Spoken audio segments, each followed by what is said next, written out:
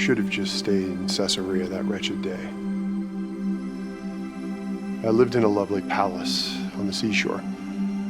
The city was prosperous. It wasn't Rome, but my life was peaceful. Have you ever been interrupted while in the middle of a deep sleep?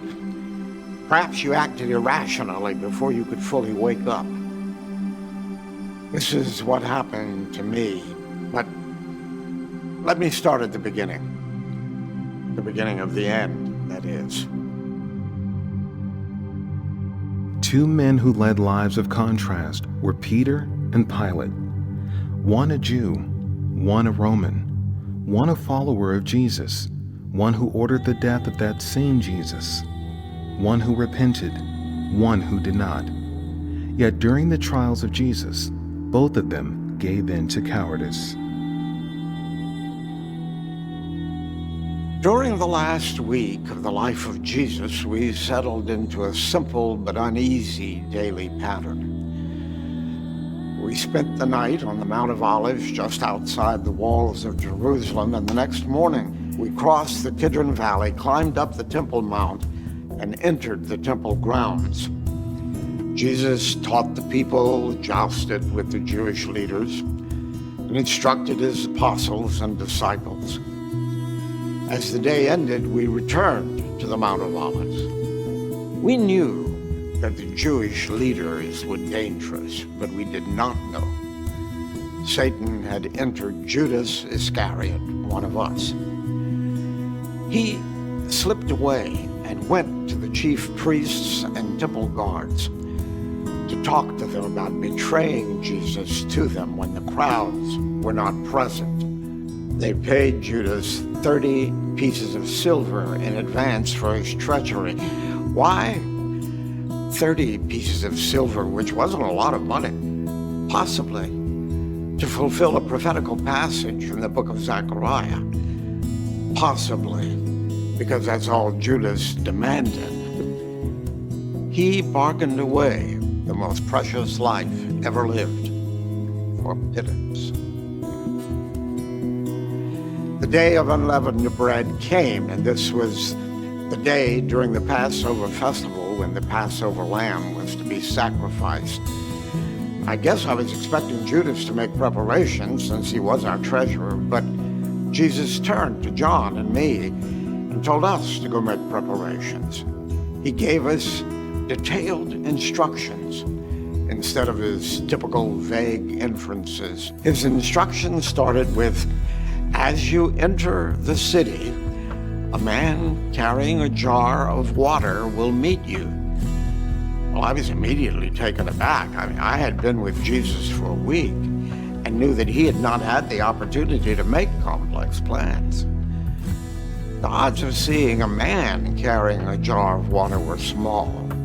Men didn't typically do this type of work. John and I found things exactly as Jesus said. We met the man, followed him to a house, and asked the owner of the house where the teacher could eat the Passover feast with his disciples. The owner showed us a furnished room upstairs, and we prepared for the Passover. Well, many of your scholars believe that the owner of the house was the mother of John Mark, since Christians would soon meet in her house on a regular basis. When the appropriate hour came, we apostles and Jesus reclined around the table for Passover like we'd done every year of our lives. But the meal did not go as we expected. The words Jesus used portrayed him as the Passover sacrifice. He even said, "This is my body given for you. Do this in remembrance of me." We should have been stunned and immediately started to question him about his words. Instead, we started arguing among ourselves about who was going to be the greatest. This wasn't the first time we had had this argument, and I'm sure Jesus was devastated that we were still so prideful. Jesus took the argument and turned it into a lesson, showing that the most humble among us would be the greatest, and he backed up his words by showing how he had come to serve, not to be served. I should have left well enough alone, but I continued with a haughty attitude. Jesus turned to me and said, "Satan has asked to sift you as wheat, but I've prayed for you that your faith may not fail. And when you've turned back, strengthen your brothers." I didn't catch his conclusion that I would fail while being sifted. I boasted, "Lord, I'm ready to go with you to prison and to death." He looked at me with sad eyes and said, "Before the rooster crows today, you will deny me 3 times. Jesus continued to talk to us for a long time, just as John recorded in his gospel account. While continuing to teach us, Jesus led us across the Kidron Valley and up the side of the Mount of Olives to a place known as Gethsemane. After a while, Jesus separated himself from us to pray to God. He had often done this, so we didn't think much of it, until he asked James, John, and me to keep watch with him. He felt so sorry for us because we could not even stay awake during this time of extreme danger. I was dead asleep. A crowd of men with torches appeared out of nowhere and came toward Jesus. Judas was with the crowd, walked toward Jesus as if to kiss him in greeting. Jesus said, "Judas, are you betraying the Son of Man with a kiss?" I grabbed a sword, hacked toward the nearest person to me, cut off a man's right ear. Well, I had just woken up. I wasn't thinking clearly, just reacted. Now, I was completely in a panic. I saw that the crowd consisted of soldiers and the temple guard, probably sent by the chief priests, elders, and other Jewish officials. They seized Jesus, started walking him down the hills. We apostles scattered every direction. From my vantage point, I could see that the torches were headed toward the house of the high priest. I stumbled down the path in the dark, able to stay a short distance from the crowd. As they went into the house, I came from the backside, and I sat near the fire in the courtyard, trying hard to keep my face hidden. Then this girl came up to me. This man was also with him. It was a servant girl accusing me of being a follower of Jesus. I, of course, denied it. My accent, my clothes gave me away. I denied my Lord at the mere words of a servant girl. Twice more I was accused of being a follower of Jesus, and twice more I denied it. At the exact moment of my third denial, a rooster crowed, and Jesus turned and looked straight at me. And I remembered what he had said to me.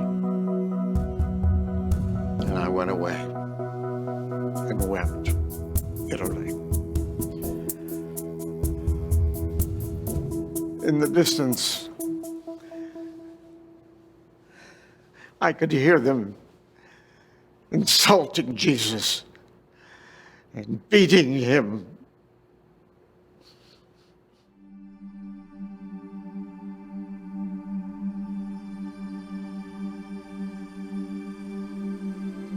Why didn't I just stay in Caesarea that day? I had been prefect of the Roman province of Judea, an area otherwise known as Palestine, or Israel. As a representative of Emperor Tiberius, I was Rome, the eternal city. I had total power and control over the province, even the power of life or death. I took a large group of Roman soldiers and made the 70-mile uphill, dusty trip to Jerusalem and hired to stay for a few weeks. I had most of the soldiers stay in the Antonia Fortress. It's a military garrison on the northwest corner of the Temple Mount. Now imagine me, deep in sleep after having, well, a little bit too much to drink the night before. My attendant taps on my door. I answered, and he motions for me to step away as to not wake up my wife. He tells me that a group of Jewish leaders are waiting frantically to talk to me. The things that he's saying, they sound odd, but he wants to make sure that we don't unintentionally set off a riot by ignoring them. The leader of the assembled religious brass points to a bloody man and says, "We found this man subverting our nation. He opposes the payment of taxes to Caesar. He claims to be a Messiah, a king." Now, at this point, I didn't really care about what they had to say. The man that they were pointing to was so badly beaten and clearly posed no threat to me or the empire. The charges weren't even worthy of my time. So I sarcastically asked the poor man, "Are you the king of the Jews?" I knew that Herod was the king of the Jews. "You have said so," the man replied. Not a bad answer if I don't say so myself. I just laughed, and I announced to the crowd, "I find no basis for any charge against this man." I turned to leave the crowd, and that's when the leader was frantically scrambling to find another charge. He stirs up the people all over Judea by his teaching. He started in Galilee and has come all the way here. Now, the leader thought he got my attention by insinuating that this poor wretch might be causing some kind of an insurrection, but he got my attention in a whole nother way instead. He mentioned that the man was from Galilee, which meant that he was under the authority of Herod.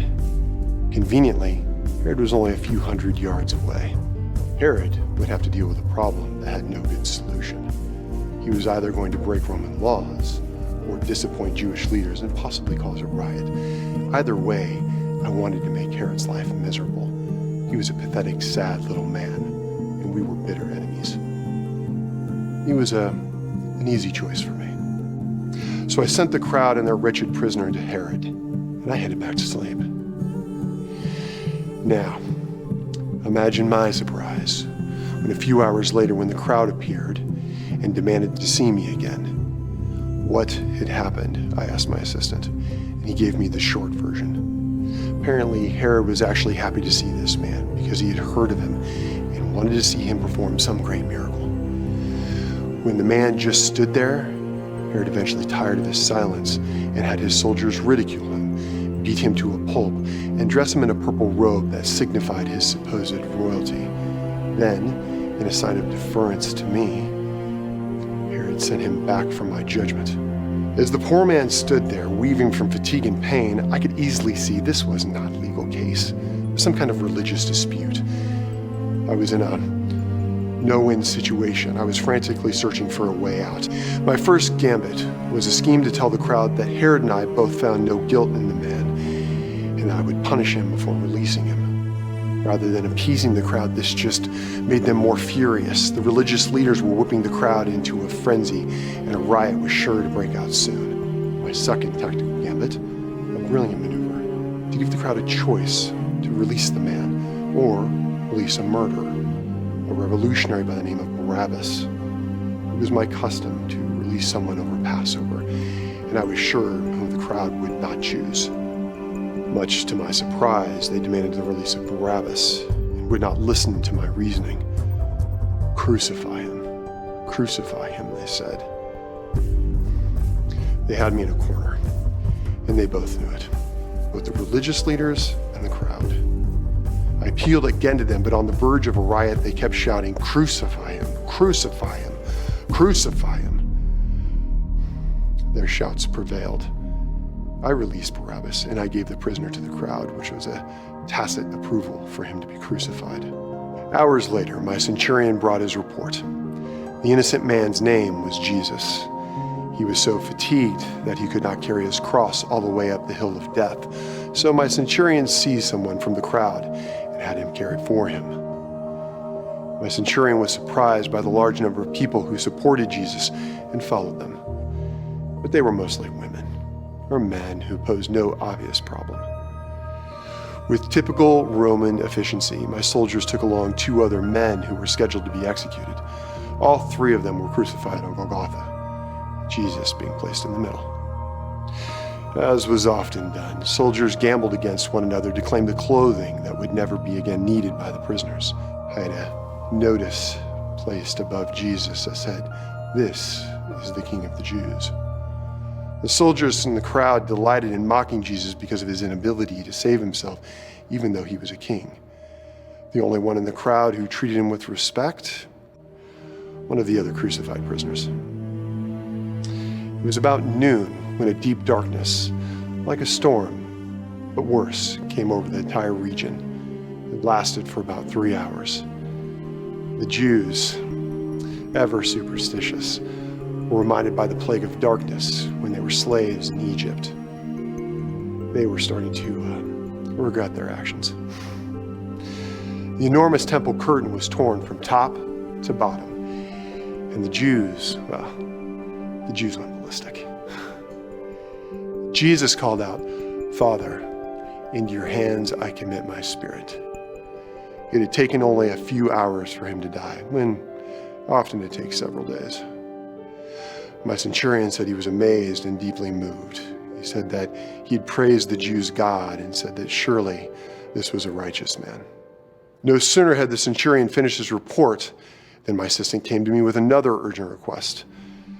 A wealthy Jew named Joseph had come to ask for the body of Jesus so that he could bury it. He was in a hurry. He said that he wanted to wrap the body in linen and place it in a tomb before the Sabbath started. Quite honestly, I was thrilled to have this unexpected request. Usually we Romans would leave crucified bodies in place for a long time. It's a powerful reminder. However, since this Jesus had so many followers, I didn't want the body to be a motivation for them to unite or to rebel or to make some secret martyr of him. Having the body disappear was a good solution to a potential problem. So I granted Joseph permission, and that was the end of the matter. At least, it was as far as I expected. As it turned out, the end was only the beginning.